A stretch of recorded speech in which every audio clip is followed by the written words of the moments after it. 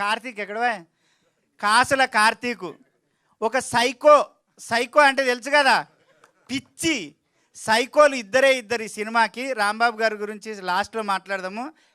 ఈ సినిమా కోసం పనిచేసిన వాళ్ళల్లో ఇద్దరు సైకోలు, ఒకరు స్వర్గస్థులైరు రాంబాబు గారు, మన కార్తీకు.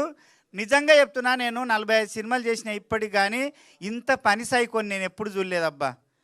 నా ముక్కు పుల్ల నీళ్ళే తెచ్చిర్రు, నా జాకెట్ నీళ్ళే తెచ్చిర్రు, నా చీర నీళ్ళే తెచ్చిర్రు, ప్రొడక్షన్ వీళ్ళే, అసిస్టెంట్ డైరెక్టర్ వీళ్ళే, కెమెరామెన్ వీళ్ళే, డైరెక్టర్ వీళ్ళే. అంటే అంతమంది పని వీళ్ళిద్దరు కలిసి చేసిర్రు రాంబాబు గారు కార్తీక్. అంటే ప్రొడ్యూసర్ విషయంలో ఆలోచించండి. అయ్యో మమ్మల్ని నమ్మి వచ్చిండు సురేష్ అన్న, మనం అన్ని రకాలుగా మిగిలించి ఆ పనంతా మనది అనుకొని చేస్తే 4 రూపాయలు తక్కువలో అయిపోతుంది. ఆయన ఇబ్బంది పడరనుకున్నారో ఏమనుకున్నారో కానీ నేను చాలాసార్లు అన్నా, ఎందుకు కార్తీక్ అంత తిప్పలు పడతావు తమ్మి, ఏమన్నా ఇంత ఒక అసిస్టెంట్ నన్ను పెట్టుకోవచ్చు కదా, ఒక కెమెరామెన్ అంటే ఎంత రుబాబు ఉండాలి, ఎంత బలుపు ఉండాలి, ఏమి లేదు డొల్లా పోతుంది. అంటే పని విషయంలో కాదు, అన్నీ చేస్తాడు, పెండెత్తాడు, ఊడుస్తాడు, తుడుస్తాడు, అన్నీ చేస్తాడు. అసొంటి మనిషి నిజంగా చెప్తున్నా,